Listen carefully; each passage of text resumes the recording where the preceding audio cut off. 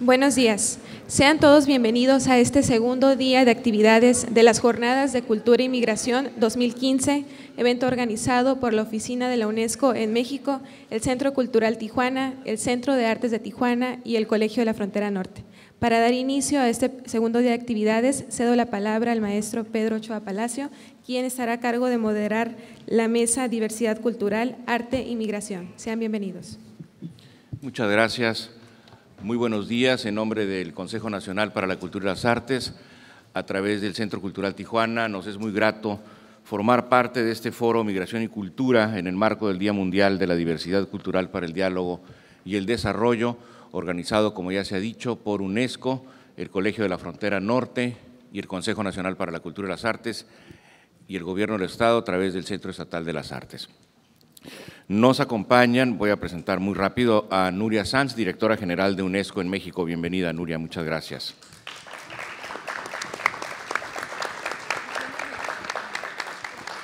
Al licenciado Carlos Mora, con la representación del gobernador del Estado de Baja California, Francisco Vega. Al doctor Manuel Valenzuela, secretario general académico del Colegio de la Frontera Norte. Bienvenido, Manuel.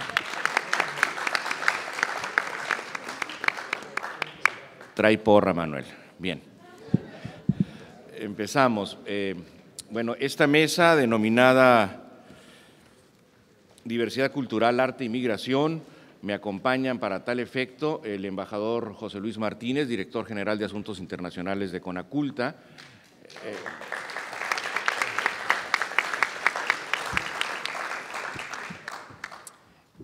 el artista Alfredo Gutiérrez, la maestra Minerva Tapia y el doctor Roberto Rosita.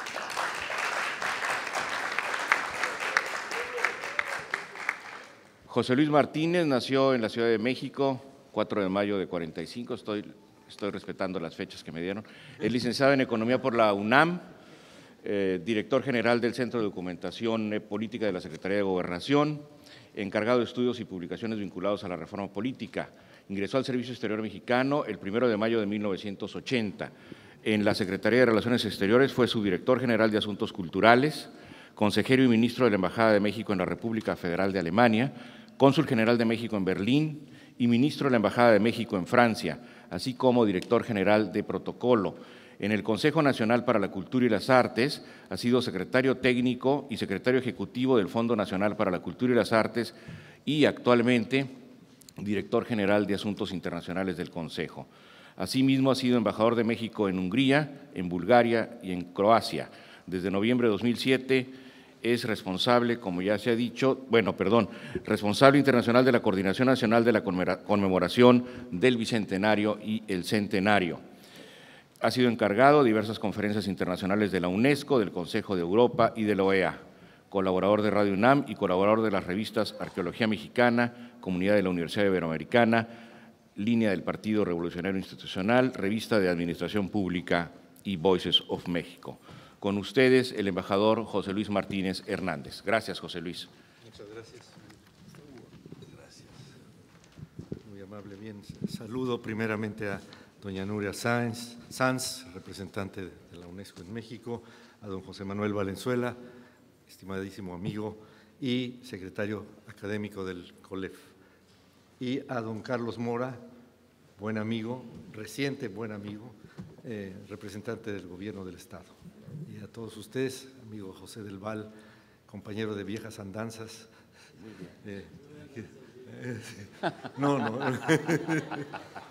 Sí. Y a todos ustedes, señoras y señores, muchas gracias. Bien, voy a tomar 3 temas, haciendo unas pequeñas viñetas sobre ellos. Creo que uno de ellos es cultura y migración. Les voy a leer, yo soy malo para improvisar, así es que les voy a leer porque dice: fue en la Conferencia Mundial de Políticas Culturales, Mondiacult, celebrada en la Ciudad de México en julio-agosto de 1982, donde se inició en el seno de la UNESCO la discusión sobre cultura y migración. Posiblemente haya otros antecedentes, pero lo cierto es que en Mondiacult se sentaron las bases para elaborar políticas y ejecutar acciones en favor de la cultura de y para los migrantes. La delegación de México a esta conferencia estuvo encabezada por Víctor Flores Olea y formamos parte de ella Jorge Montaño, Rafael Tobar y yo. Propusimos entonces, entre otras, la recomendación relativa a la identidad cultural y relación intercultural de los migrantes, aprobada por casi unanimidad, salvo un voto en contra, el de los Estados Unidos de América. La resolución recomienda a los Estados miembros, y ahora leeré breve parte de la resolución, que garanticen el acceso de los trabajadores migratorios y de sus familias a los sistemas de enseñanza y capacitación profesional, así como a los beneficios de la vida cultural de dicho país.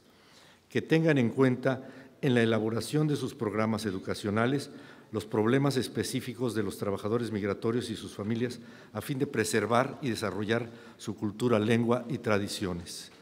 Que establezcan en general las condiciones necesarias para facilitar el mantenimiento de los vínculos culturales de los trabajadores migratorios con sus países de origen, aumentando las posibilidades de preservar y desarrollar su identidad cultural y faciliten eventualmente su reinserción en las sociedades de origen. Considero que estos 3 puntos recogen la problemática fundamental de relación entre cultura y migrantes. Bien, ahora el exilio español en México. Se estima que México recibió cerca de 25,000 refugiados españoles y espero que usted me pueda corregir, don José, en su gran mayoría durante el gobierno del presidente Lázaro Cárdenas. Una cuarta parte de ellos la conformaban profesores, artistas, hombres de Estado, médicos y escritores que de alguna manera estaban vinculados al gobierno republicano derrotado por los franquistas y sus aliados fascistas. El exilio español, como se le ha denominado, tuvo un papel fundamental en el desarrollo cultural de México. La Casa de España en México, que después se convirtió en el Colegio de México, y el Fondo de Cultura Económica, son 2 ejemplos de la impronta dejada por este exilio en nuestro país. Recordarle algunos nombres nos dará idea de su importancia. León Felipe, Luis Buñuel, Remedios Varo, Rodolfo Halfter, Bernardo Giner de los Ríos, Enrique Díez Canedo, Joaquín Xirau, José Gauss, Max Saub, Otto Mayer Serra y Venceslas Roses, el traductor de Marx. Se considera que el exilio español en México se inició con la llegada del buque Sinaya a Veracruz el 13 de julio de 1939. En realidad, este comenzó con el arribo en 1937 de los que posteriormente se conocerían como los niños de Morelia. En el año de 2002, el Colegio de Jalisco publicó la obra de Emeterio Payá Valera, Los niños españoles de Morelia, el exilio infantil en México. El libro narra cómo fueron recibidos en Veracruz. Una multitud emocionada se apiñó en el puerto de Veracruz para ofrecerles besos, abrazos y lágrimas. Después comienzan los problemas.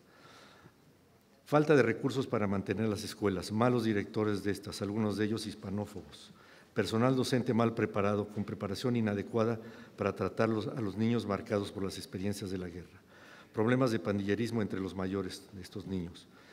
En una parte de la obra, Payá menciona que 2 edificios de la Escuela de Morelia tuvieron que ser cuidados por el ejército, pues los niños habían irritado de sobremanera a la población moreliana al apedrear algunas iglesias.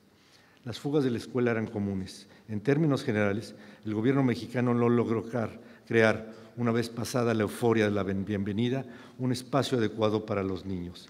Tampoco la colonia española de México hizo la tarea, salvo excepciones de ayudar a sus compatriotas. Ello por su antipatía con la República. Tampoco los republicanos exiliados asumieron su responsabilidad con los niños. Solo hasta que Lázaro Cárdenas, ya como expresidente de México, se los pidió. Crearon entonces, en 1943, casas hogar para ellos. Ahora hablaré de Insight, que es precisamente en esta explanada fue inaugurado. Yo estuve en aquella inauguración en 1992. En 1992, justo cuando el antiinmigrante Pete Wilson gobernaba el estado de California, se inauguró en la explanada de este Secut el primer Insight, proyecto binacional de instalaciones en sitios específicos de la región Tijuana-San Diego, de ahí su nombre, organizada por Michael Krishman y el Secut con el apoyo del INBA y el FONJA. Insight se celebró entre 1992 y 2006 en 5 ocasiones y en él participaron cientos de artistas mexicanos, estadounidenses y de otras partes del mundo. Entre las obras e instalaciones… ¿Tiene las proyecciones? Ingeniero, tendrá las proyecciones del embajador Martínez. Entre las obras e instalaciones memorables está el Toy and Horse, del tijuanense Marcos Ramírez, escultura de madera de 10 metros de altura, a la manera del caballo de Troya, pero con 2 cabezas. Ahí está. Que fue colocada frente a la garita de San Isidro, del lado mexicano, con una cabeza mirando al norte y la otra al sur, alusivas a la dependencia y a la invasión de una cultura sobre la otra en ambos sentidos. Otra instalación particularmente significativa, pues es la otra, ¿no? ¿La que sigue? ¿Lo de Betsamé o qué? No. No, la otra, la que sigue. La que sigue, no, no está. Esa. Otra instalación particularmente significativa fue la bala perdida One Flow Over the Void, de Javier Telles, especie de cañón con un hombre bala que cruzó la frontera al primer disparo. Una tercera instalación memorable fue el Ayate Car, la otra, esa. El Ayate Car de Betsabe Romero, automóvil Ford Victoria 1955 pintado de flores y llenos de flores en su interior, cuyo significado es la búsqueda permanente del milagro, con referencia al Ayate de Juan Diego, colocado en la Colonia Libertad como ofrenda a las víctimas de la frontera. Finalmente, entre las obras destacadas está el viaje que Francis Alice, este artista belga-mexicano, realizó viajando desde Tijuana al sur, llegando a Australia y de ahí a Alaska, para descender cruzando Canadá hacia los Estados Unidos, donde arribó a San Diego finalmente, sin haber cruzado la frontera mexicano-estadounidense. Esta extravagante travesía fue para mostrar las dificultades de los mexicanos para cruzar a los Estados Unidos. Alice diseminó sus experiencias por medio de postales que envió por todo el mundo. Insight es, sin lugar a dudas, uno de los mejores ejemplos de la influencia del fenómeno migratorio y de la frontera en el arte, y cómo esta puede interactuar en la frontera y en sus habitantes. Toda la documentación de este singular encuentro de instalaciones en sitios específicos ha sido depositada en el Museo de Arte Contemporáneo MUAC de la UNAM. Muchas gracias.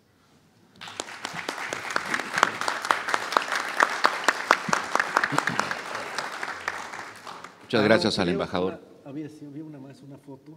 ¿Está el mapa? No está el mapa. ¿Había una de un mapa? A ver, el mapa. No, a ver si está el mapa, a ver si está. Ese. Bueno, yo quería mostrarles este mapa que tiene que ver mucho con lo que el profesor Varese nos hablaba ayer de territorialidad y memoria. Como pueden ustedes ver, los condados más oscuros son los de mayor población de origen mexicano y casi coinciden con nuestra línea del antiguo México antes de la guerra del 47 y de la independencia de Texas del 36. Este mapa lo publicó el Economist en un número muy bueno, donde estaba dedicado al tema de los latinos y los mexicanos en los Estados Unidos. Y creo que es muy representativo. Si quieren, se los puedo enviar, con base en el censo de los Estados Unidos. Ahí están los datos, pero creo que es muy útil para nuestras luchas. Gracias. Muchas gracias, embajador.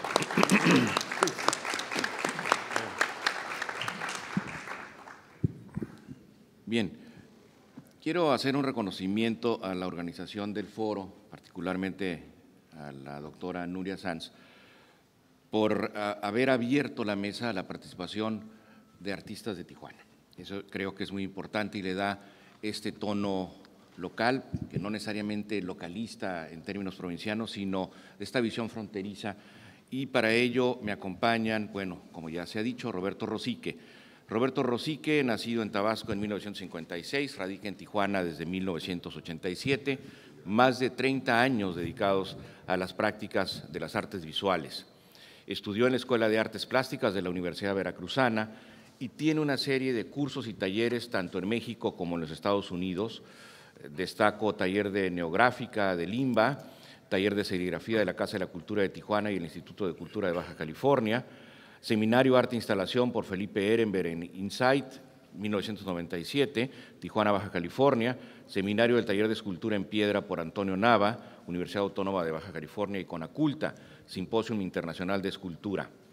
Ha realizado desde 1970 más de 100 exposiciones colectivas y una centena de individuales en el país y en el extranjero.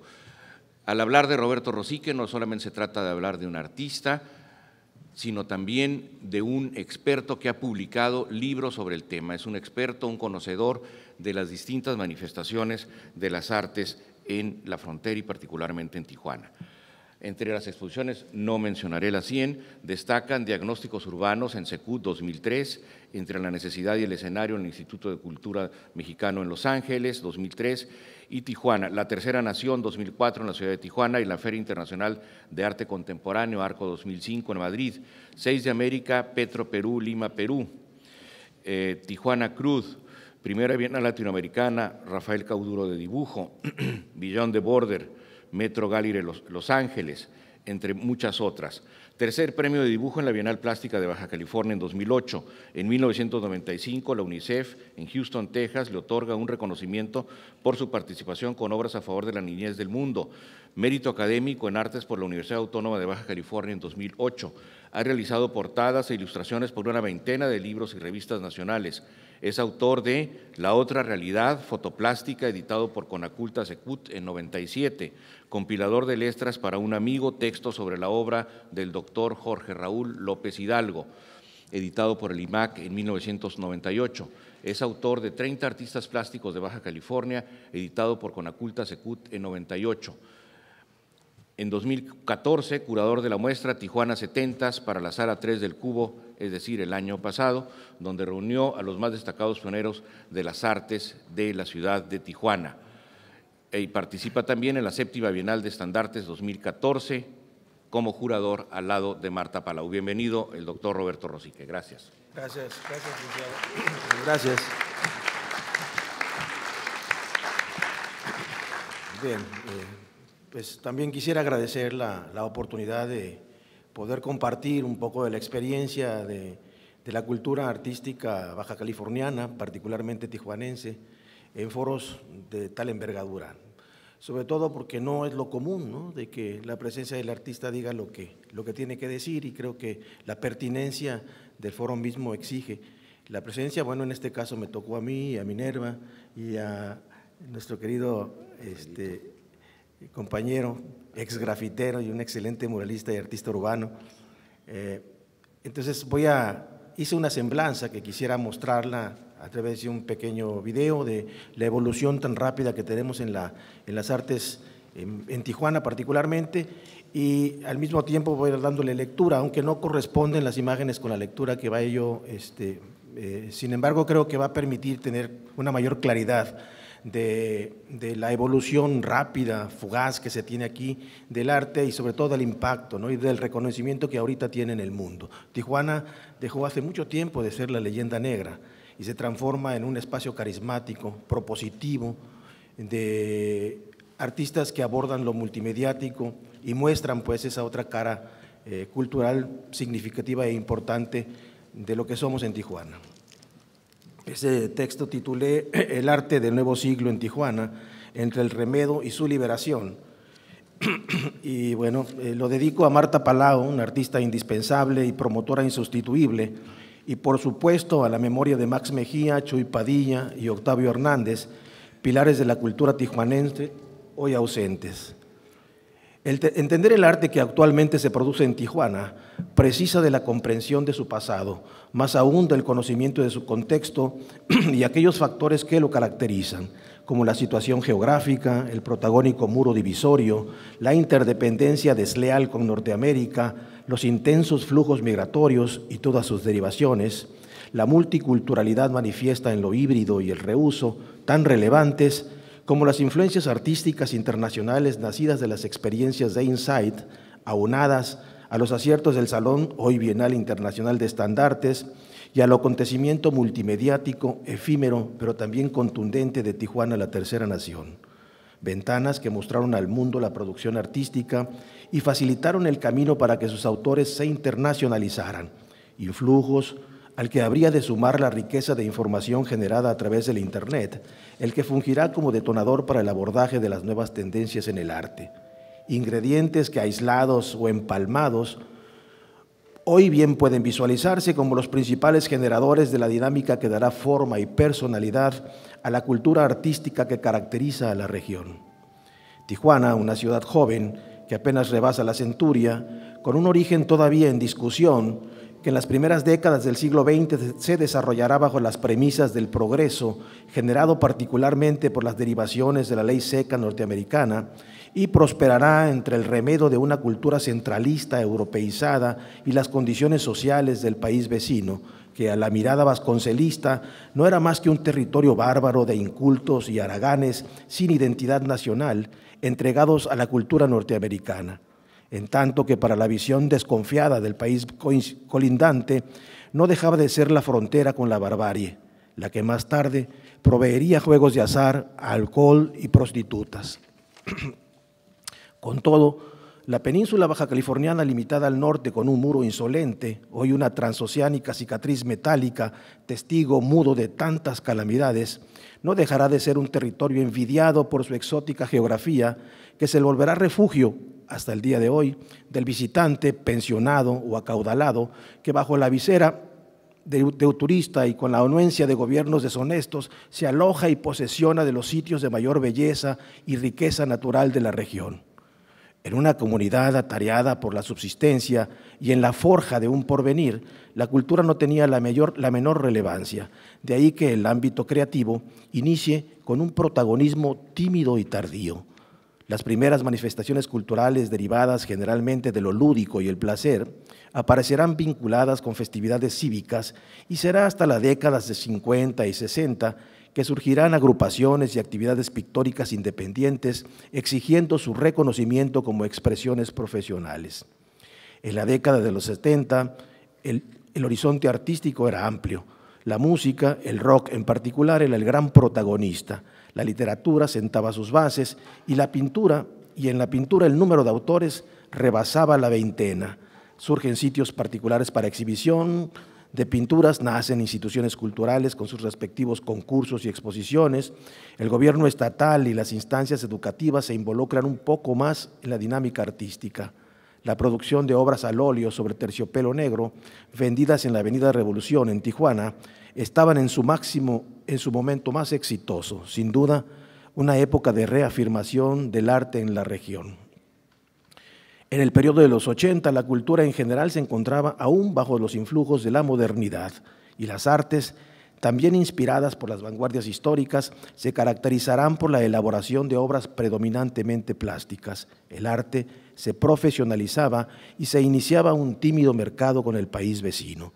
Al cierre de la década, arribarán artistas con formaciones diversas provenientes de otras ciudades del país. El panorama artístico se fortalecería. En los 90 es posible evidenciar un arte que persigue algo más que lo plástico. Los artistas recién avecindados serán una causa determinante y tras el nacimiento de eventos internacionales como Insight, fundamentalmente, podrá observarse otros desafíos en la producción artística. El arte instalación comenzará a definir otra cara productiva. Y en lo que va del nuevo siglo, bajo la visión posmoderna, veremos subsistir la plástica renovada y predominar la producción de obras intrínsecamente relacionadas con las interdisciplinas. Las dinámicas político-económicas neoliberales aportaban un rostro nuevo al mundo y, por supuesto, a la región. La cultura parecía responder también a ese aparente progreso que, visto a la distancia, no fue tal. Y en cuanto al arte local, solo revelaba el franco retraso ante la producción internacional. Mientras en los países hegemónicos, el artista mostraba preocupaciones por la desmaterialización del arte y recorría para ello tendencias alejadas completamente de la plástica, le daba relevancia a la naturaleza y al cuerpo como soportes de su accionar creativo, incluso al proceso y a la idea. Aquí la generación setentera y la mayoría de los exponentes de los 80 continuaba pintando en un anhelo por alcanzar la grandeza de las vanguardias. No obstante, algunos buscaron resignificar esa tradición y marcaron la diferencia, como Antonio Mellado, que se enfrascó en una abstracción distante a la neoyorquina, al informalismo europeo y a la mismísima ruptura mexicana, que abrevó del ancestral diseño artesanal nayarita o de Olinalá, para proponer una abstracción realmente renovada, o un Benjamín Serrano rabiosamente original, que concentra su andar por el mundo en una obra híbrida, descarada e hiriente, templada en el sarcasmo, en la que conjuga lo tradicional con el pop norteamericano, cuestionando de fondo a una sociedad consumista regida bajo una moralina engañosa. Figuras señeras de las que aún no hemos comprendido la dimensión de sus alcances. Al cierre de los 90, comienzan a aparecer artistas interesados en el arte objeto y en la instalación, y aun cuando podían observarse una profusa producción plástica conservadora, aparecerán propuestas influidas por las corrientes europeas y norteamericanas que retornan a la pintura. Entre estas destaca la neofiguración de Zulema Ruiz, de Óscar Ortega, el neoexpresionismo de Franco Méndez Calvillo, el neopop de Manolo Escutia, la abstracción cromogeométrica de Luisito Arte, entre otras más. Ya en este siglo nuevo, aun cuando sus productores arriban tardíos a las nuevas tendencias internacionales, la escalada a ellas tendrá sus bases particularmente en Insight y sus derivaciones, como se ha mencionado. Y aunque puede decirse que la globalización y mundialización serán factores determinantes, es sin duda su condición fronteriza, la explosiva multiculturalidad en toda su floritura, la cultura del reuso surgida al convertirse esta frontera en el traspatio de Norteamérica, las que serán sus propios referentes. En su extensa producción ecléctica, híbrida e interdisciplinar, se mostrará una obra atada temáticamente a su contexto y universal en la medida de buscar responder a las exigencias del mainstream y del anhelo por ser reconocidos en los grandes circuitos del arte. Aunque el listado de integrantes es extenso y muchos de ellos son reconocidos, será la protagónica figura de Marta Palau la que sobresale de sus múltiples y de entre sus múltiples reconocimientos la distingue el Premio Nacional de Ciencia y Arte 2010, la máxima presea con la que el país reconoce a sus creadores. Una artista que, si bien crece alejada de sus equivalentes generacionales tijuanenses, se forma y consolida en el DF, triunfa en el mundo y retorna a Tijuana, donde desempeñará una función promotorial invaluable, de la que destaca la Bienal Internacional de Estandartes, acciones que contribuirán a poner en el contexto internacional a los artistas locales. Una autora de una obra contundente que evoluciona de la plástica a la instalación y en ese trance explora las tendencias mundiales más representativas para, en las últimas décadas, hacer notoria con su obra la realidad social del contexto fronterizo, enfatizando en el valor de nuestras etnias olvidadas, una temática que repetirá con el afán de darle voces al pasado y al presente vivido dolorosamente por estos grupos marginados.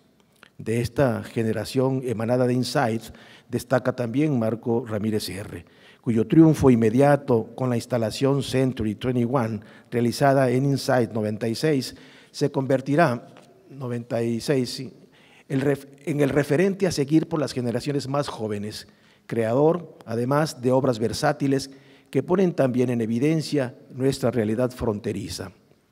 Otros protagonistas serán Tania Candiani, Jaime Ruiz Otis, Julio Orozco, Daniel Ruanova, Meli Barragán, Hugo Croswaite y un puñado más entre fotógrafos, videoastas, músicos, coreógrafos, literatos e intelectuales, hoy trotamundos que muestran la otra cara cultural de Tijuana, que poco a poco desvanece la leyenda negra que la ha mitificado.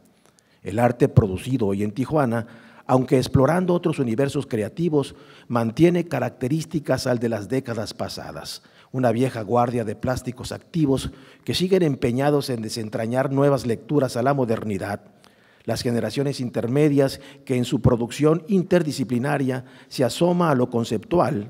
La mayoría sigue explorando la instalación y la pintura desde la postura de los neos, mostrando, eso sí, su producción en diversos espacios importantes del mundo, sumando a la distinción del arte fronterizo.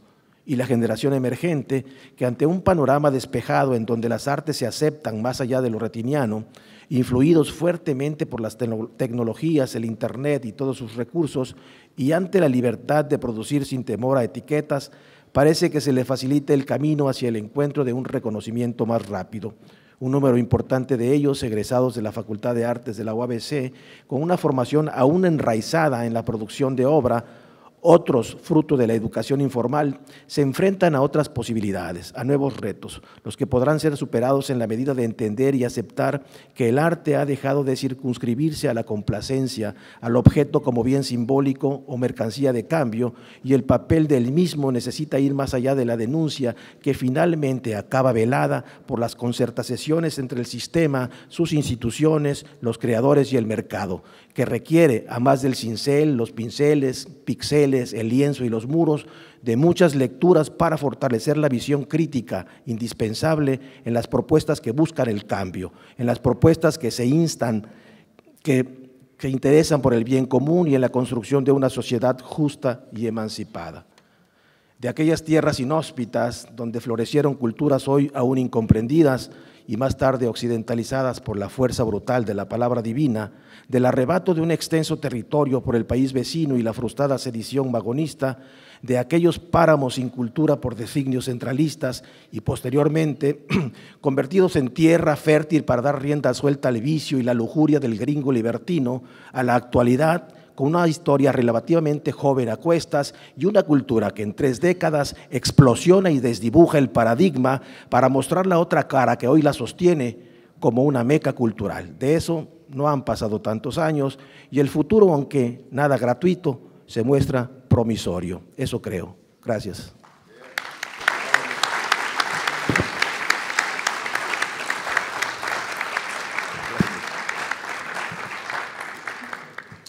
Muchas gracias al doctor Rosique por esta espléndida exposición. El público no sabía si seguir su texto, ver las imágenes o estar pendiente del Facebook. Muchas gracias, doctor. Gracias. Es turno de Minerva Tapia. Minerva Tapia tiene doctorado en danza por la Universidad de California, maestría en danza con énfasis en coreografía por la Universidad de California, licenciatura en danza por la Escuela de Danza Gloria Campobello. Tapia ha consolidado su formación artística con estudios en México, Nueva York, Los Ángeles, Brasil, Canadá, Turquía y durante 7 años en la República de Cuba. Su actividad docente es reconocida en el noroeste del país y en Estados Unidos, especialmente por su fomento al intercambio artístico entre ambos países. En 2004, el Consejo de Desarrollo Económico de Tijuana y el Comité de Imagen de Tijuana le otorgó el reconocimiento Paseo de la Fama, y en 2005, la Universidad Iberoamericana le rindió un homenaje por su trayectoria artística.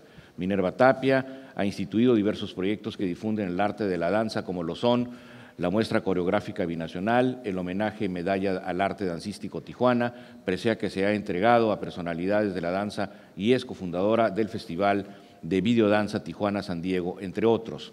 Tapia recibió un reconocimiento por parte de la Asociación Nacional de Arte y Cultura Latina en Estados Unidos, ha presentado su trabajo en Argentina, México, España, Panamá y en el prestigiado Espacio para la Danza Soho de Nueva York.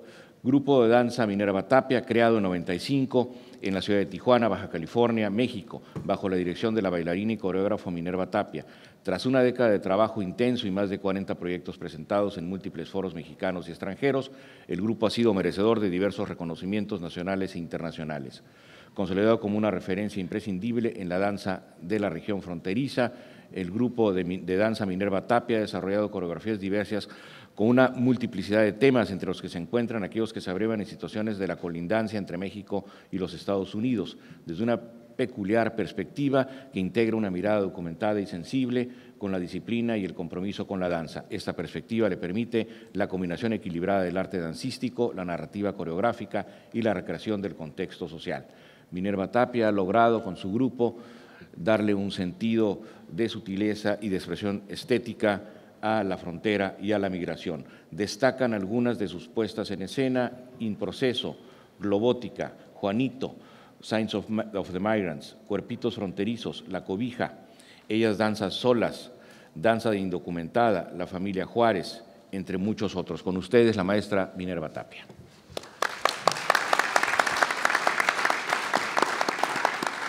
Muchas gracias por la invitación. Inicié mis estudios sobre danzas fronterizas en el 2009 como estudiante de la universidad en la ciudad de Riverside, pero fue en 1995 que como coreógrafa empecé a crear obras con temas relacionados con la frontera entre México y Estados Unidos.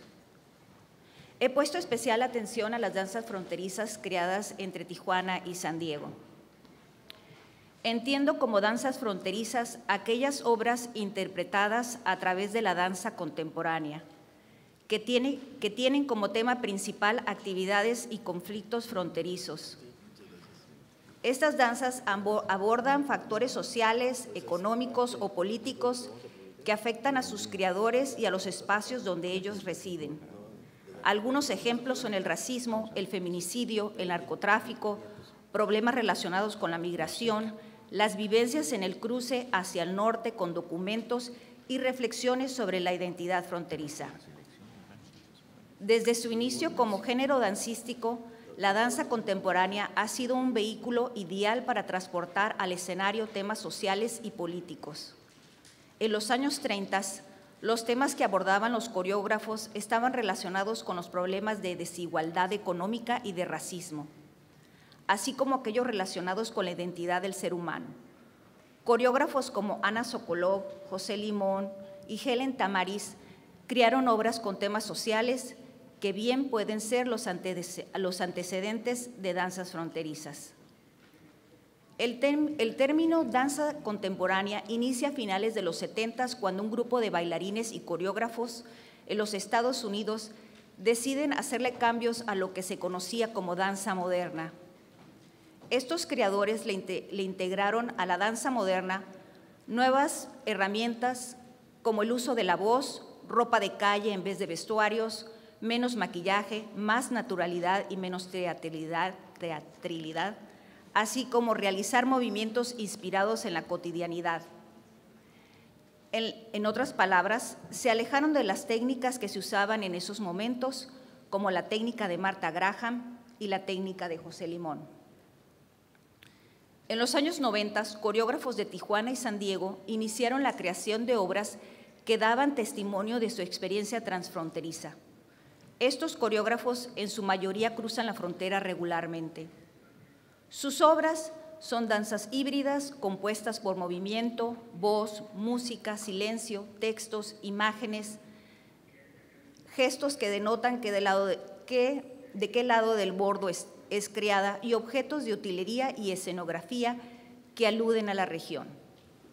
En el uso del espacio, es característico en ambos lados de la frontera hacer, incluir, formar o sugerir en alguna forma la división, ya sea creada por una línea de luz, creada por los cuerpos de los bailarines, por una escenografía o dibujada en el piso.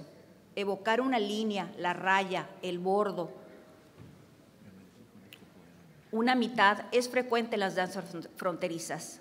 Estas danzas se han creado con experiencias y miradas que vienen desde el sur y con miradas que vienen desde el norte.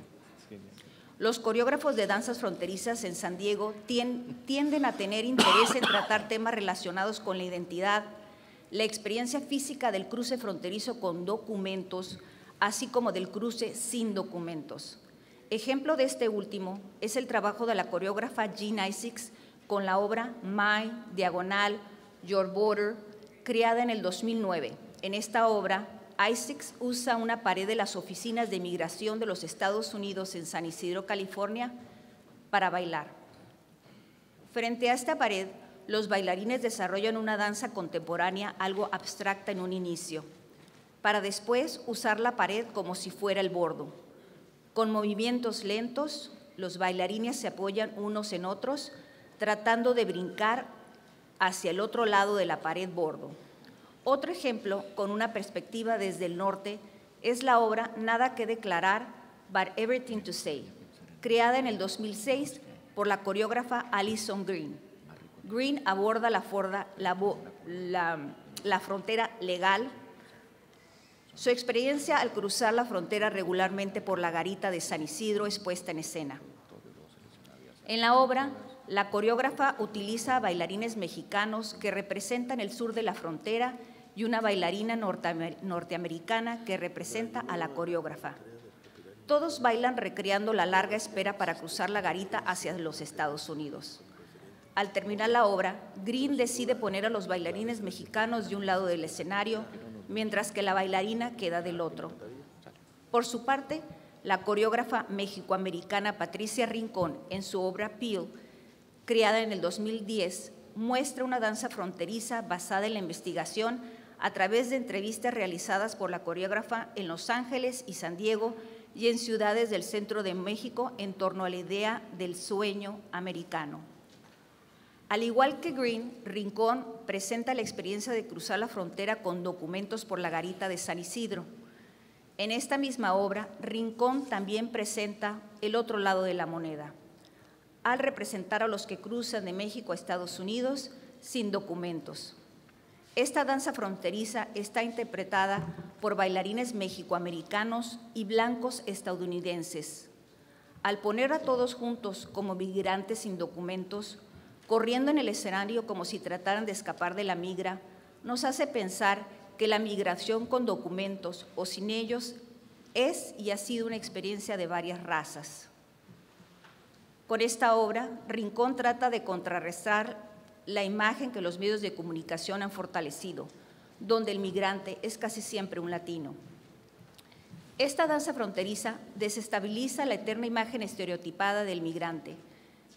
Entre los coreógrafos que han realizado danzas fronterizas en los 90s en San Diego están Nancy McCaleb, Jean Isaacs, Patricia Rincón y Allison Green. Otros coreógrafos, aunque no han realizado danzas fronterizas, tienen un lazo de colaboración con algún miembro de la comunidad dancística del otro lado de la frontera. Las creaciones de danzas fronterizas que son producidas en Tijuana también inician en los años 90. Las temáticas más frecuentes son la migración, el narcotráfico y aquellas relacionadas con la identidad. En Tijuana, la producción de danzas fronterizas es mayor que la de San Diego y los tintes de dramatismo en el escenario son más evidentes. Esto quiere decir que las cualidades de movimiento, como las expresiones, son más directas, rápidas y tensas. Los coreógrafos que han incursionado en este tipo de danza son Jaciel Neri con la obra Bodies Are Not Borders, Henry Torres y Ángel Arámbula con Flor de 7 hojas, y el trabajo que he realizado con el grupo de danza Minerva Tapia desde 1995, donde he creado danzas fronterizas como Danza Indocumentada, Ellas Danzan Solas, Diagonal, Illegal Border, La Cobija y Cuerpos Fronterizos, entre otros. Como lo mencioné antes, mi interés inició en los años 90 cuando formé el grupo de danza que lleva mi nombre. Al formarlo, invité a jóvenes bailarines con fuertes lazos en ambos lados de la frontera, algunos de ellos con doble nacionalidad. Cuando participé en el primer evento con el grupo que formé, trabajé en una obra que hablaba sobre la dualidad y la experiencia de vivir en dos países. La obra se titulaba Entre dos aguas. En ese entonces no sabía que me motivaría a hacer varias danzas que aludieran a la región. Eso se fue dando con los años y con una intención de digerir lo que me molestaba sobre la frontera. Fue la obra de Aquí Somos, en la cual se representa a jóvenes consumiendo drogas, donde tuve el interés en explorar más sobre los temas que mis ojos veían en la cotidianidad de transitar entre Tijuana y San Diego. Con el proceso de montar danza indocumentada me involucré más en una parte fundamental de la frontera, la migración. Danza indocumentada trata sobre aquellas personas que están esperando cruzar la línea sin documentos. Esta obra y La Maquinita de Juana, que trata sobre las mujeres que trabajan en las maquilas de Tijuana, fueron las primeras a las que apliqué el término de danzas fronterizas para hablar de las danzas que aluden a la frontera. Danza indocumentada me dio un buen aprendizaje y me planteó varias preguntas y algunas respuestas. Esta obra fue montada a estudiantes de la Universidad de California en Irvine en el 2005, y si bien no todos veían con buenos ojos la inmigración de latinos a los Estados Unidos, al final del periodo de aprendizaje de la obra, unos cambiaron de opinión.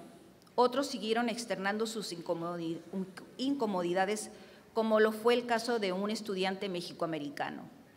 Él sentía vergüenza que pensaran que él estaba de acuerdo con la migración indocumentada al bailar esta obra. De ahí vino mi inquietud en poner atención en la relación entre vergüenza y frontera. Danza indocumentada ha ido cambiando con el tiempo, básicamente por dos razones. La primera, por el cambio de cuerpos bailarines, ya que estos traen consigo una manera particular de interpretar la angustia, la preocupación y la tensión del migrante. La segunda razón es que ahora que también hay más mujeres que cruzan la frontera, he podido incluir más mujeres bailarinas en la obra que representan esta nueva realidad de los que cruzan hacia Estados Unidos. Esta obra me propuso ver a la frontera a través de la coreografía, o a través de la coreografía ver la frontera. Tanto las herramientas de la coreógrafa como de la investigadora en un inicio pueden ser muy parecidas. Por ejemplo, cuando decidí hacer danza indocumentada, inicié por ir al bordo para platicar con aquellas personas que tenían en mente cruzar la frontera.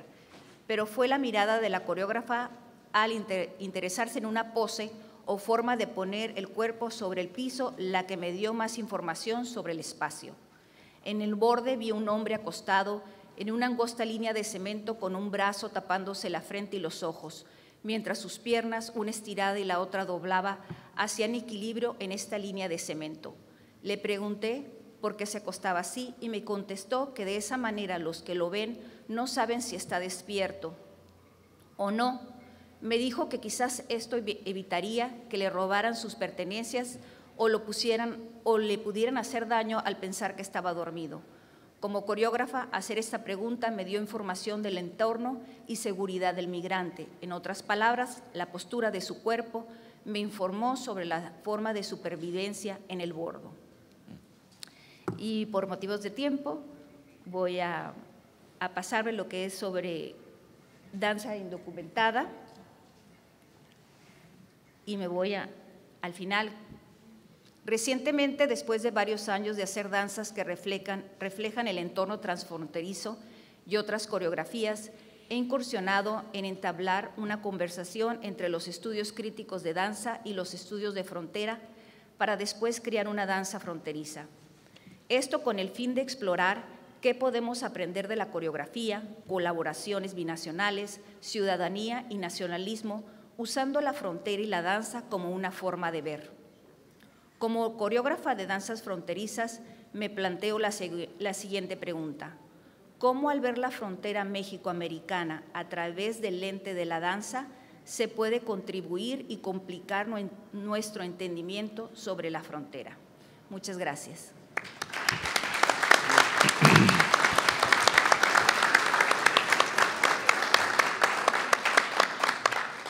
Muchas gracias a Minerva Tapia por su excelente participación. Es el turno de Alfredo Gutiérrez Libre, nacido en Tijuana, Baja California, es arquitecto, diseñador, ilustrador y artista plástico. Inició su carrera artística en el mundo del graffiti, en las calles de Tijuana. Ha estado involucrado en proyectos de arte urbano y exposiciones desde 1993 en ciudades como Tijuana, León, Ensenada, Guadalajara, Quintana Roo, La Paz, Distrito Federal, San Diego, Los Ángeles, San Francisco, Chicago, París, La Habana, Frankfurt, Hungría, Suiza y Medellín. Libre pertenece al crew de graffiti llamado HEM, Hecho en México. El colectivo Hecho en México, fundado en Tijuana, lleva trabajando en las calles desde 1989. Es uno de los colectivos de graffiti más antiguos y respetados de México. Libre, además de realizar sus proyectos artísticos personales, se desenvuelve dando diversos talleres de arte urbano, dibujo y composición, proyectos comerciales y una gran labor social, pero siempre desde un enfoque como artista. Ha trabajado con diferentes instituciones como el Gobierno de Baja California, el Ayuntamiento de Tijuana, la Ciudad de Los Ángeles, el Infonavit, la Secretaría de Relaciones Exteriores, el Centro Cultural Tijuana, el Sistema Penitenciario Nacional. Apenas rebasa los 20 años cuando vio a unos desconocidos pintar una pared en su ciudad natal, Tijuana. Se acercó a ellos y después de una pregunta que llevó a la otra, nacida de una curiosidad artística, pasó a convertirse en una comunidad sellada por la amistad que tiene como testigo el graffiti. Estas amistades hoy forman parte de su equipo de trabajo, de su apoyo y empuje entre unos y otros para fortalecer esta corriente artística. Debo subrayar, destacar del trabajo de Alfredo Gutiérrez, que surge del graffiti, que surge de las colonias populares de la ciudad, que ha participado en varios proyectos. Reconozco también el trabajo que ha hecho con En Tijuana Arte. Ha dado cursos actualmente, creo que lo sigue haciendo, en los reclusorios de la Ciudad de México, dando cursos de pintura a los presos. Bienvenido, Alfredo Gutiérrez, muchas gracias.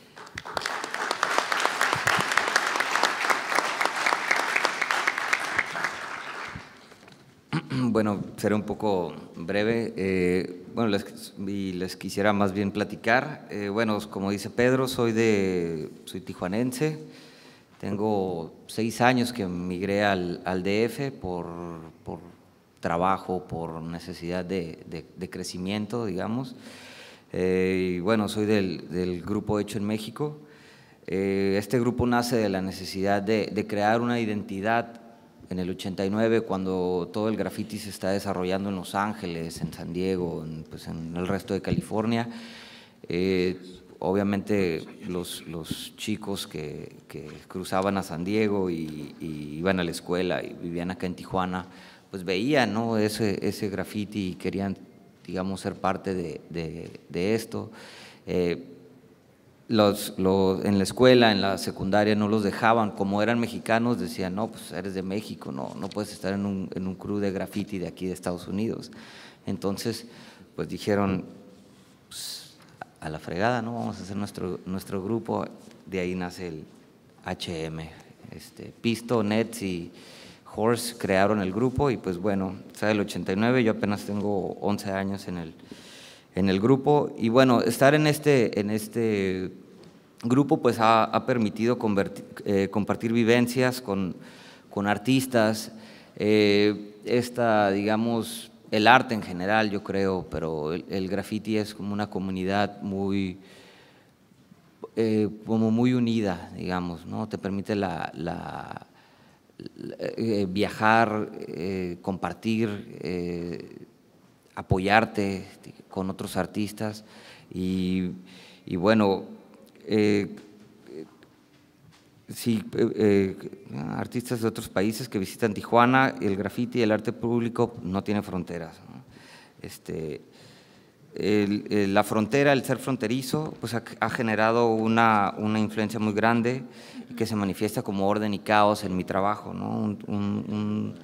Un tipo de contradicciones entre primer mundo, tercer mundo que existe, ¿no? Que lo vemos, que todos los que crecemos aquí, pues cruzamos, hay un orden, todo el mundo se pone hasta el cinto a la hora de cruzar, y ya cuando llegas, haces tus cosas en Estados Unidos, cruzas de regreso, sientes como un peso menos, ¿no? Así ya se baja el estrés.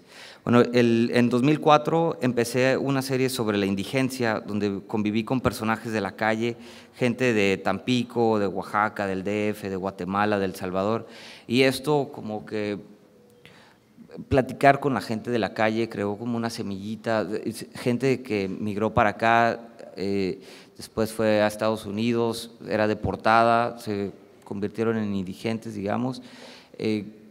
Conocerlos, acercarme, ver el lado humano de ellos, de alguna manera me platicaban de sus casas, de su ciudad natal, de sus países de origen. Creó como un interés de mi parte.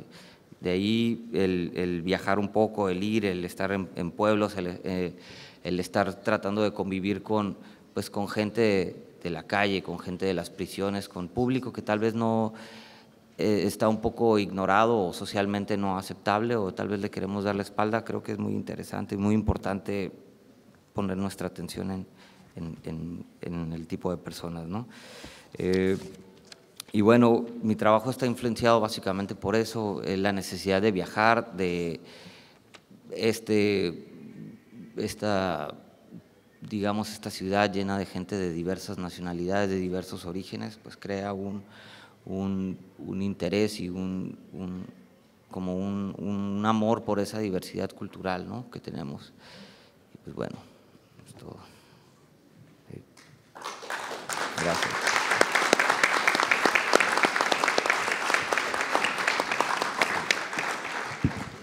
Gracias, Alfredo Gutiérrez. Tenemos tiempo para preguntas del público, si hay algún interés. Creo que hay un micrófono inalámbrico para quienes quieran cuestionar a los miembros de la mesa. Muchas gracias.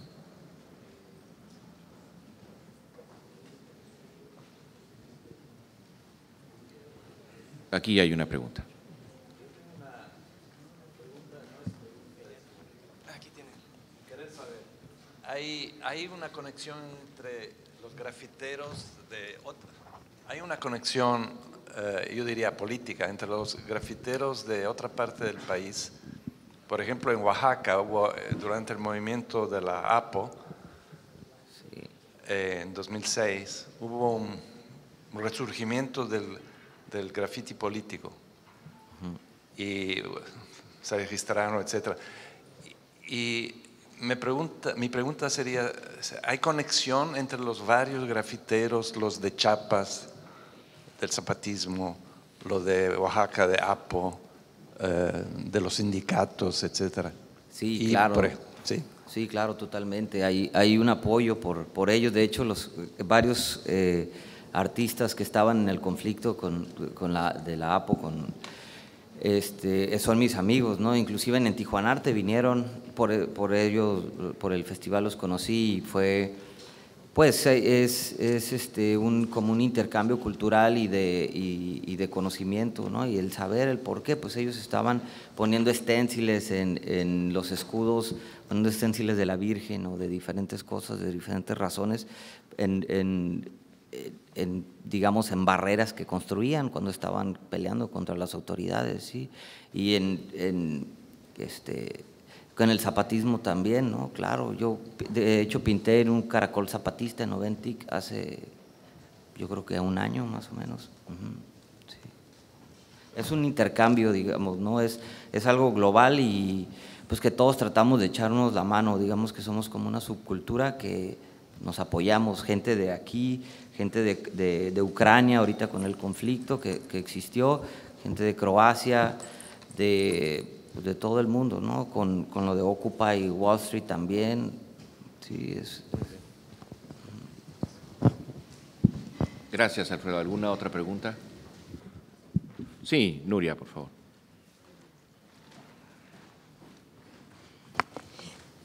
Por desenclavar también de Tijuana un discurso que es absolutamente tijuanense y un poco en la misma línea que el profesor Varese, ¿qué pasa en el resto de la frontera? ¿Qué pasa en aquellos estados que también son frontera con el norte? Y si hay algún tipo de relación entre ustedes y todos ellos, si hay algún tipo de asociación, si hay algún tema que les convoca, si hay una diversidad de acercamiento a otras fronteras a través de las artes visuales, a través de las artes escénicas, a través de las artes plásticas. ¿Qué pasa? ¿Qué pasa en la frontera norte como si fuera un territorio transversal de posible cooperación artística? ¿Quieras responder, Roberto? ¿Sí? Gracias. Bueno, particularmente en el área en la que yo me desempeño, que son las artes visuales, pues existe una relación, yo diría que tímida, ¿no? Sin embargo, hay una preocupación que es la misma, ¿no? Es el problema que se genera fronterizo en cuanto a la violencia misma, en cuanto a la agresión hacia los futuros indocumentados. En ese sentido, creo que es una temática que nos une. Sin embargo, no existe una asociación en particular sobre esto. Hace algunos años aquí tuvimos el intento de crear una asociación de artistas del noroeste, con toda la intención de crear un bloque que permitiera tener otros alcances con lo que se producía en la región. Hemos tenido intercambios sin duda con toda la frontera norte de México, con artistas de toda la frontera.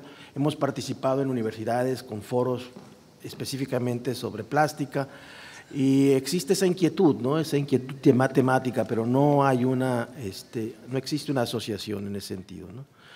Entonces esa sería mi opción. Bueno, Alfredo.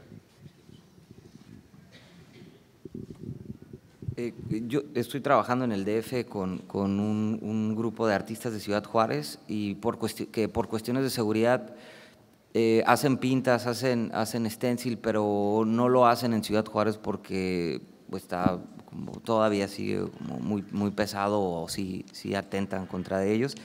Y lo están haciendo en el DF, se están apoyando con otra gente, con asociaciones de Tepito o de diferentes… con diferentes apoyos, ¿no? Pero es en Ciudad Juárez, no lo aplican directamente. Y sí, o sea, con la gente que yo de repente convivo de la frontera de otros estados, tratamos de hacer la temática y pues es un tema en común, ¿no? También estuve en Alemania el año pasado y en Frankfurt hicimos una pinta con un artista de ahí, de Alemania, y utilizamos también el tema de la migración y pintamos como unos indocumentados en un barco cruzando, que es también una problemática muy fuerte ahí en Europa, ¿no? Entonces sí, es un tema que sí sale, ¿no? Sí tratamos de ponerlo a la luz. En lo que refiere a danza, pues mi estudio es de Tijuana a San Diego, pero sí me he enterado de que en otras ciudades fronterizas se están creando danzas que aluden a la frontera, y sobre todo en espacios como colegios comunitarios y universidades, como la Universidad de Texas en El Paso. Ya han creado danzas que tienen una relación con lo que pasa con la migración. Le he preguntado a compañeros de Monterrey, pero cuando yo les pregunté hace como 3 años, no habían hecho danzas sobre este tema, pero no dudaría que se estén haciendo muchas, porque aquí mismo, en esta región, se están haciendo en diversos espacios. Bien, hay una pregunta allá. Gracias. Perdón. Primeramente, felicitar al doctor Rosique por este emotivo recuento muy nuestro sobre las artes que hace, ¿no? Y que nos hace recordar a amigos. Cuando las organizaciones indígenas hacemos evaluaciones sobre los efectos de la migración en las comunidades, resulta que dentro de las cuestiones nocivas que se identifican está el grafitis como un acto de agresión sobre los edificios públicos en el pueblo. ¿Cómo habría que identificar o identificar esos límites entre el arte y vandalismo?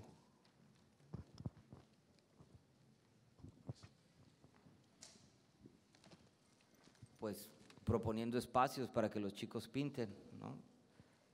No se vale criticar sin aportar, no nada más decirles paren, no lo hagan, pónganse a jugar básquetbol, no, o sea, tiene que haber una propuesta, o sea, esa energía se tiene que canalizar, se tienen que hacer programas, se tiene que educar a los chicos, no nada más tratar de limitarlos tipo Gestapo, ¿no? O sea, sí hay formas, solamente hay que aplicarlas. La gente no lo atiende hasta que ya se desbordó el problema, pero, o sea, hace 15 años mis amigos y yo pintábamos y con permiso del dueño y del municipio, y nos llevaba a la policía, el antigrafiti llegaba y, órale cabrones, váyanse. Y nos llegaron a subir a las patrullas varias veces, y entonces salía el dueño y les decía, oye, pues qué onda, ¿tienen mi autorización? No, pero no tiene la de la delegación, no tiene la mía. Entonces, o sea, tiene que haber una propuesta también. O sea, también mucha gente lo hace por razones políticas, ¿no? Por fuera, no sé, tal gobernante o lo que sea, pero también hay razones y se tiene que analizar y se tiene que proponer algo. Doctor Rosique. Si me permite, quisiera ampliar un poquito esto, por lo menos la idea que yo tengo. Me parece que esa distinción que se hace, que comúnmente se hace entre arte y vandalismo, cuando se habla de graffiti, pues es el reflejo pues, de una sociedad que tiene confundida incluso sus propios principios, ¿no?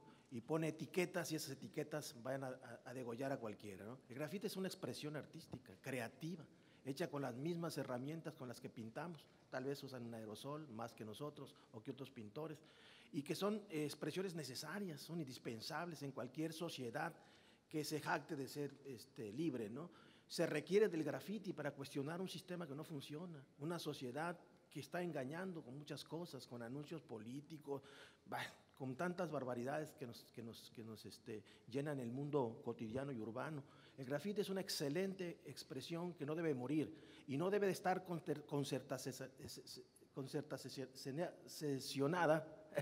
concertación con las instituciones, porque lo que va a provocar es que si abren espacios para el grafitero va a pintar lo que le viene en gracia o lo que quiere la institución. No, la libertad del grafitero es justamente lo que lo hace ser digno y ser, además de creativo, importante y necesario.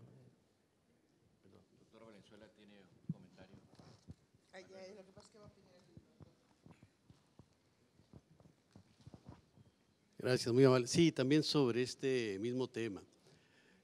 Hay varios tipos de grafiti, ¿no? Hay un grafiti comercial que satura nuestras ciudades, que contamina visualmente, y es tan grafiti como el grafiti que hacen los jóvenes. Está el grafiti político, que más que contamina nuestras ciudades, y sería tan vandalismo como el que hacen los jóvenes. Tenemos una necesidad del uso de las paredes. Las paredes han sido las aliadas de quienes no han tenido voz. Los primeros grafiteros de esta región era un crew al que llamaban los rupestres, ¿no? Y tenemos maravillosas pinturas rupestres aquí en Baja California de gente que utilizó los espacios para plasmar sus inquietudes, y ahora los respetamos, los admiramos, aprendemos de nuestra historia de las pinturas rupestres bajacalifornianas.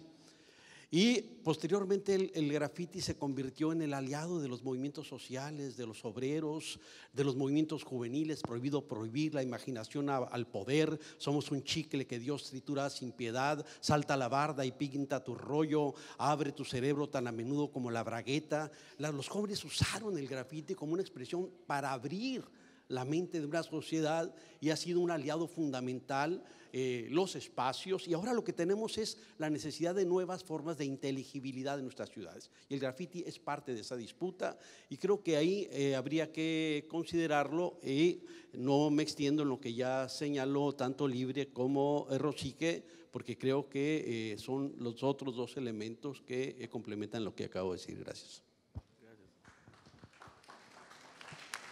Muchas gracias al doctor Valenzuela. Una pregunta. Sí. Una pregunta, ¿por qué si Insight fue tan importante, Paco? ¿Por qué coincide el doctor Rosique en este fenómeno de Insight que no se nota, pero si lo viví?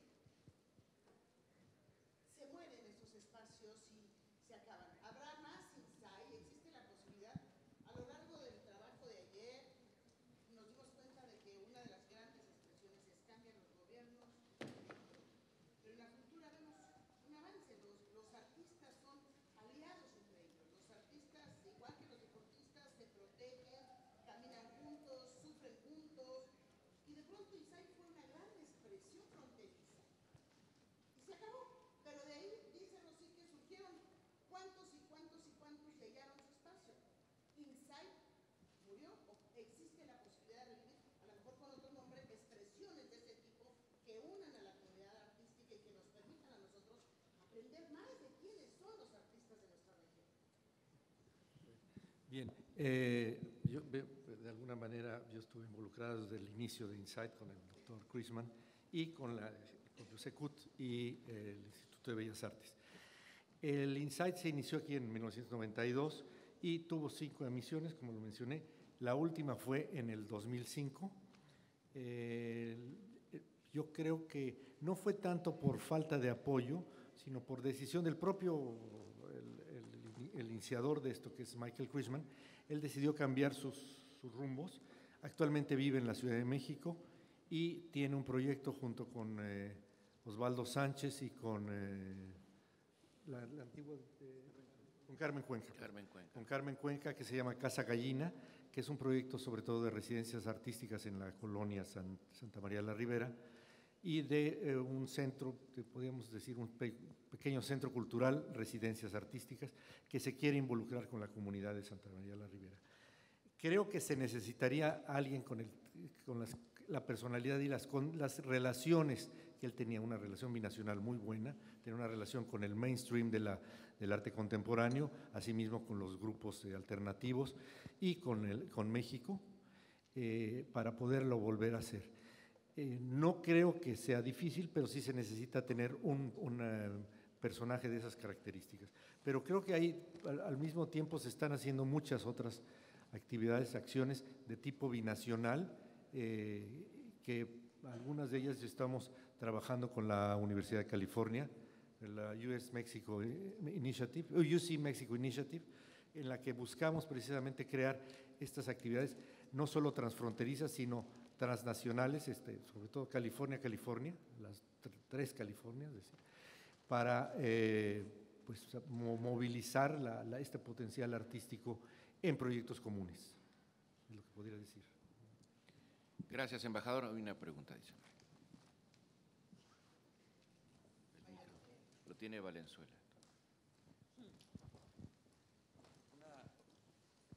Una observación en relación a la pregunta del compañero mixteco, y es que, no sé, y esta va dirigida a Libre, creo, y también a Roberto. No veo continuidad entre el graffiti precolombino, códices, grafitis en paredes, maya, y el graffiti contemporáneo. Entonces, en una comunidad mixteca, donde en el pasado existió el graffiti y el dibujo en códices, etc., el joven grafitero está mixteco, totalmente desconectado, porque la historia mixteca nos enseña, la historia mixteca está perdida en la retórica de la República, en la retórica del mundo contemporáneo. Entonces, me pregunto si no puede haber un esfuerzo por parte de los artistas mestizos, no indígenas, de reconectar a los jóvenes y potenciales artistas indígenas, mixtecos, zapotecos, náhuatl, lo que sea, con un poco lo de lo rupestre, ¿no? Con su pasado artístico, o el pasado artístico de sus ancestros. Es una inquietud puramente antropológica, pero… Y la danza, me olvido, la danza. Por ejemplo, hay danzas en toda parte, en toda Mesoamérica. Hay intento de conectar, no hacer una cosa de retórica vulgar, de poner plumas encima de los danzantes, pero hay un intento de reencontrar el vínculo entre la danza precolombina y después colonial, indígena, y las danzas contemporáneas. Bien, una para Alfredo y otra para Minerva.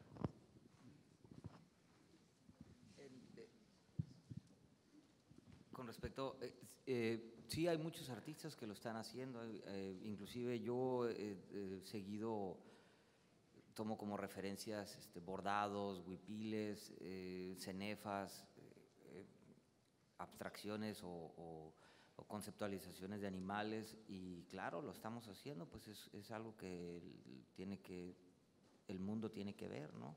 Como justo lo que en la presentación de Alejandra ayer, que hizo un proyecto en Guerrero donde pusieron bordados así gigantescos en un concierto de Plácido Domingo, como con bordados tradicionales.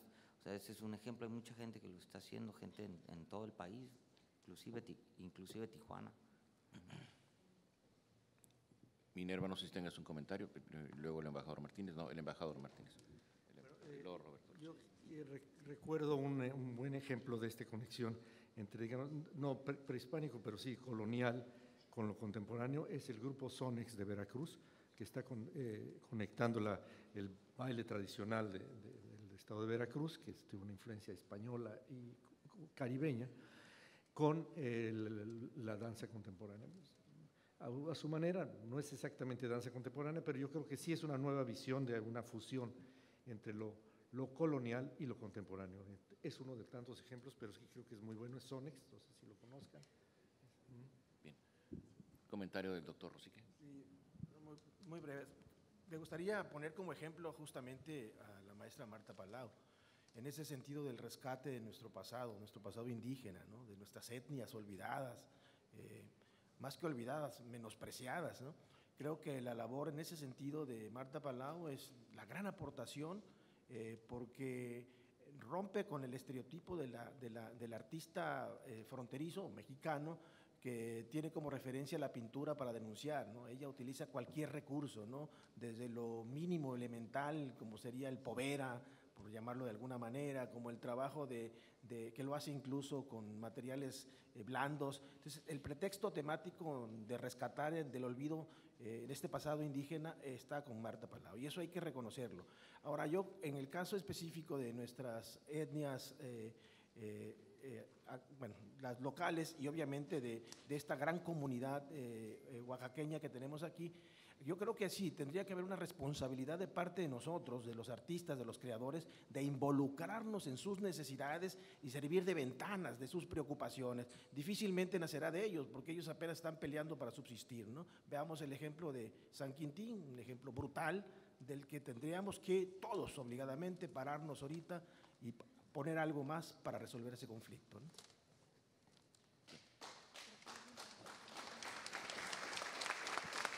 Una participación del doctor Valenzuela, luego Carlos Mora, luego Nuria Sanz.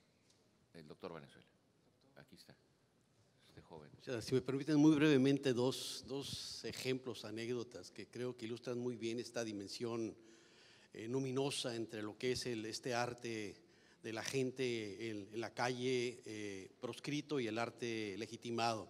Hace 20 años me invitaron para una conferencia sobre graffiti, la televisora más grande de este país, y la idea es que hablaríamos sobre el tema del graffiti, y me propusieron que mientras se realizaba la entrevista unos artistas harían un mural en la parte de atrás. Entonces nosotros hablábamos mientras se realizaba el mural, y el locutor, el entrevistador insistía en la diferenciación entre los delincuentes grafiteros y el ejemplo de los artistas que estaban pintando detrás de nosotros.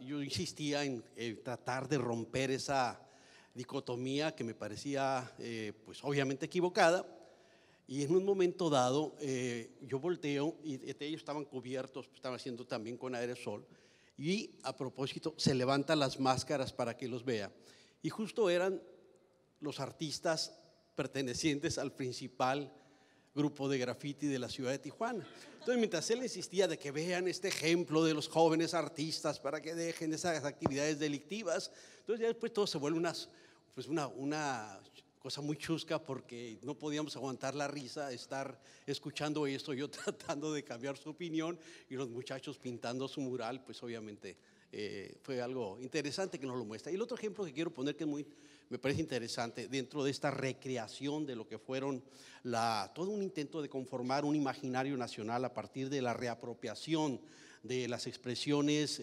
tradicionales indígenas de nuestro país, la escuela a la cual la fundó la madre de Minerva Tapia, se llama Gloria Campobello, y ella bailó con Nelly Campobello, y Gloria y Nelly fueron quienes recuperan esas danzas tradicionales, ¿no? Las danzas de masas, carabina 30-30 y todo eso que fue parte del empuje vasconcelista. Pero junto con esto está el tema de, obviamente, la novela de la Revolución Mexicana, está el muralismo, está la música, Moncayo, Revueltas, en fin.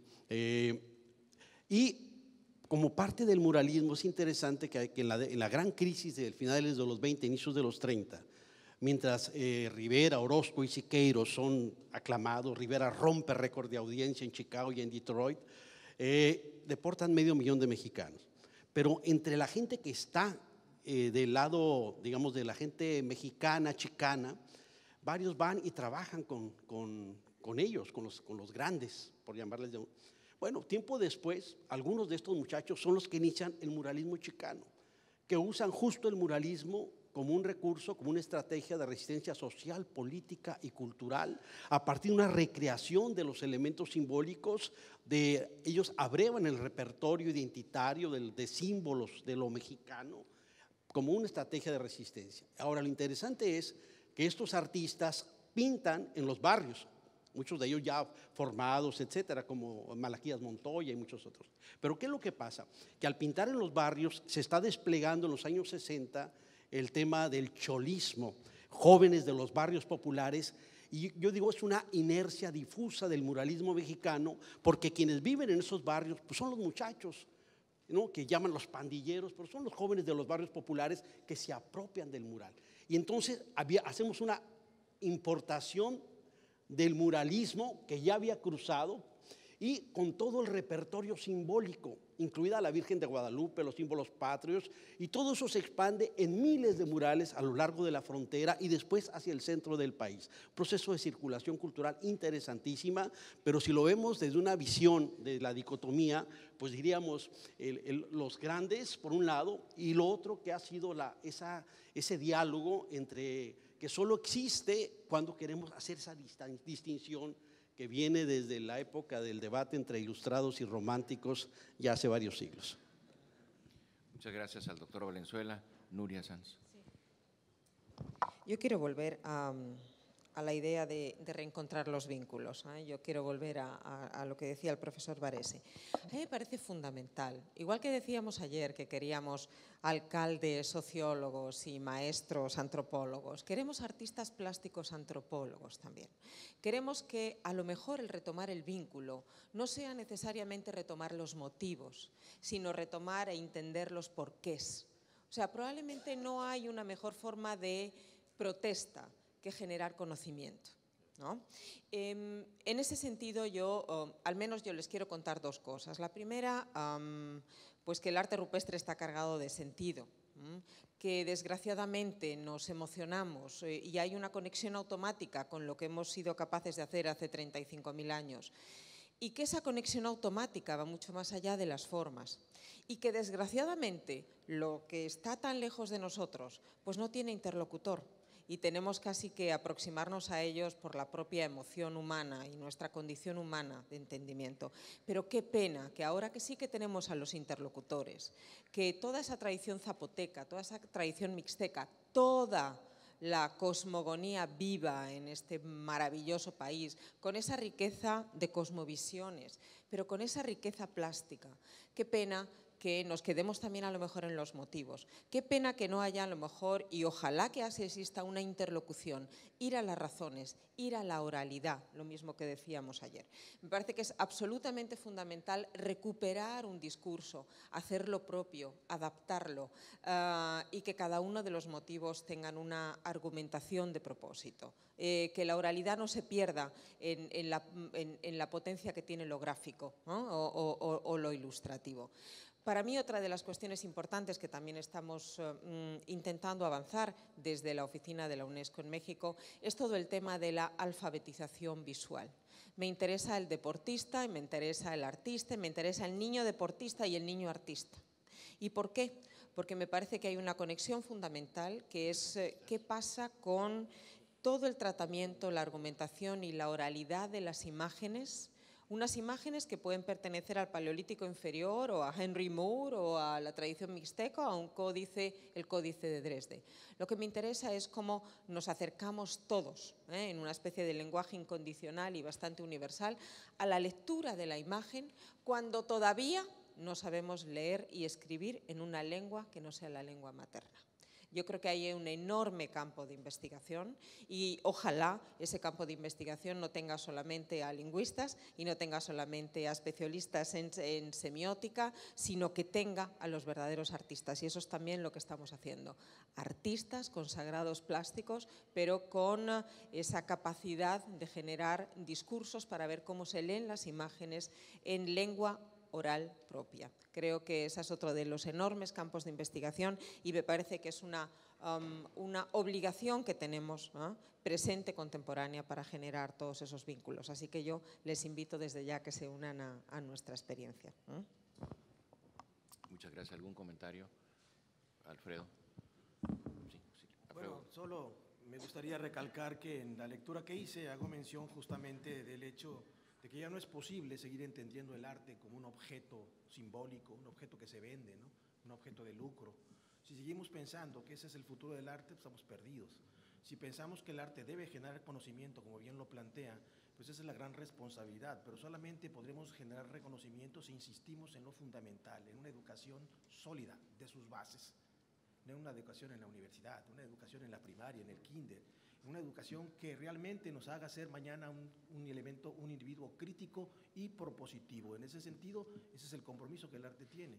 Y creo que ese es el camino que tendremos que recorrer. Si queremos, por lo menos en mi escuela, en mi facultad en la que yo me desempeño, en la Facultad de Artes de la UABC, si queremos cambiar y proponer mañana algo diferente y ser no nada más la escuelita, tomar con esas rutas, optar por esas rutas, marcar esa diferencia y transformarnos como creadores en individuos indispensables en la sociedad. Gracias, Roberto. Alfredo, ¿quieres hacer algún comentario? Si le pasas el micrófono, Martínez. Solo quería comentar que sí, es muy importante sacar, digamos, pues el arte público, ¿no? Sacar el museo, la galería a la calle. Y justo en 2006, hicimos un proyecto sobre las 6 etnias de Baja California, donde pintamos 14 murales con esa temática, y es algo recurrente que sí que procuramos pintar. Sí es un tema importante y pues bueno, pero nunca es suficiente, ¿no? La verdad es, entre más lo gritemos, más gente lo escucha. Gracias, Alfredo. Carlos Mora. Buenos días. Quiero hacer una serie de referencias y dirigirme particularmente a nuestros amigos que nos visitan hoy a Tijuana, a la entidad, a doña Nuria Sanz, al embajador Martínez, a los intelectuales, académicos y estudiosos, porque voy a hablar de un sentido mucho más práctico. La primera vez que yo escucho este binomio migración y cultura es en una sesión del gabinete del licenciado Vega, del gobierno del estado. Acabamos de arrancar las funciones del Consejo Estatal de Atención al Migrante y empezamos a plantear las alternativas de atender migrantes en la ciudad, los que ya señalaba ayer, 96,000 en el 2013, 60,000 en el 2014 y 20,000 en lo que va en el primer cuatrimestre de este año. Y en la sesión de gabinete, entre las distintas actividades que planteábamos, alimento, vivienda, trabajo, identidad, que es un gran tema, se le ocurre al responsable de cultura del gobierno del estado, o a uno de los asesores, decir, oye, ¿la cultura qué? Sin ánimo de vanagloriarme de mi infinita ignorancia sobre el tema, lo único que hice fue quedarme callado, terminar la sesión y correr con el representante de la cultura, para mí cuando menos el más importante en la entidad, que es Pedro Ochoa. Le dije, compadre, tenemos un problema muy serio, independientemente de vivienda, alimento y atención, ¿qué vamos a hacer con este binomio migración y cultura? Entonces me saca de su oficina y me hace que crucemos la calle, que los invito a que hagan eso más tarde. Y hay una manifestación cultural dentro del canal de la ciudad de Tijuana, que dicho sea de paso, hoy está limpio. Está limpio por muchas otras razones con las que no los voy a abrumar hoy, pero había una serie de manifestaciones artísticas. Y a Pedro se le ocurre también en ese momento hacer una llamada con Aculta, con la directora de Comunidades Culturales, de doña Alejandra Frausto, si no me equivoco en el título, y acababa con Aculta de hacer una manifestación de conexión artística, migración y cultura en un espacio que está a unos 4 cuadras de aquí. Pusieron un espacio maravilloso para la manifestación cultural. Los migrantes no entraban. Era un espacio tan bellamente decorado, en una zona, por cierto, que fue un espacio recurrente para ellos. Me ausenté unos minutos, me disculpo con los artistas Gutiérrez Tapia, don Roberto sí lo escuché, el embajador por supuesto. Fuimos a inaugurarlo. Lo más atractivo, lo más bello es que lo inauguramos ante la presencia de prácticamente 1,000 migrantes que deambulan y que recurren a la zona. Sí hay forma de conexión, pero en el sentido más estricto y más práctico. No quería dejar pasar la oportunidad para agradecerle particularmente a Conaculta, que nos va guiando en estos espacios, insisto, sin vanagloriarme de mi infinita ignorancia al respecto de la conectividad de estos espacios, más allá de la materia que don Roberto explicó muy bien cómo se fue dando, y lo criticaba yo por algo que para los bajacalifornianos es un gran orgullo. En mi caso sí soy tijuanense, lo digo con orgullo, pero los mejores tijuanenses son los adoptivos, como fueron mis padres y mis abuelos y todo. Gracias y felicidades, don Pedro. Bien, ¿algún comentario de la mesa? De no ser así, muchísimas gracias a Alfredo Gutiérrez, a Minerva Tapia, al embajador Martínez, al doctor Roberto Rosique. Hay un receso, a las 12 reiniciamos la Mesa de Derechos Culturales y Migración, coordina el doctor Tonatiu Guillén, con la participación de Sergio Alcocer, subsecretario de América del Norte de Relaciones Exteriores, Luis González Pérez, presidente de la Comisión Nacional de Derechos Humanos, el doctor José del Val, director del Programa Universitario de Estudios de la Diversidad Cultural, y la doctora Nuria Sanz, directora de la UNESCO en México. Muchísimas gracias. Buenas tardes.